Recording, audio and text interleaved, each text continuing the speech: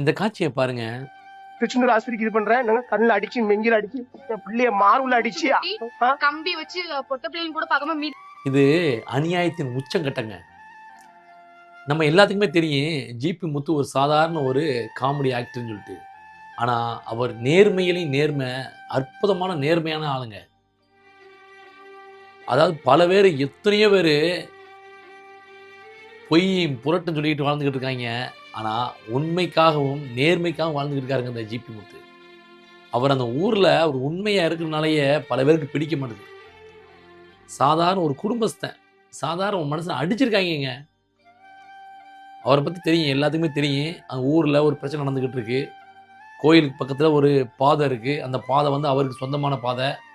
அதை வந்து ஊர் மக்கள்லாம் வந்து கோயிலுக்கு பாதை வேணும்னு கேட்குறாங்க. அவர் சொல்கிறாரு என்னுடைய பாதைன்னு சொல்கிறாரு. இந்த கோர்ட்டுக்கு இந்த கேஸ் போகுது. இது பல நாள் நடந்துக்கிட்டு இருக்கு. அதுக்காக ஒரு கும்பல், அந்த ஊரை சேர்ந்த ஒரு கும்பல் இவரை வந்து அடித்து நொறுக்கியிருக்காங்க. அவரை மட்டும் அடித்தா பரவாயில்லைங்க, அவருடைய பெண் பிள்ளைகளையும் அடிச்சிருக்காருங்க.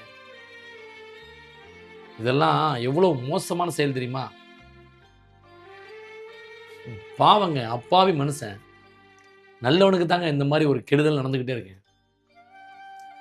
உண்மையிலேயே ஜிபி முத்துக்கு வந்து நியாயம் கிடைக்கணும், இந்த சகோதரருக்கு நியாயம் கிடைக்குன்னு சொல்லிட்டு எல்லாருமே வந்து குரல் கொடுங்க.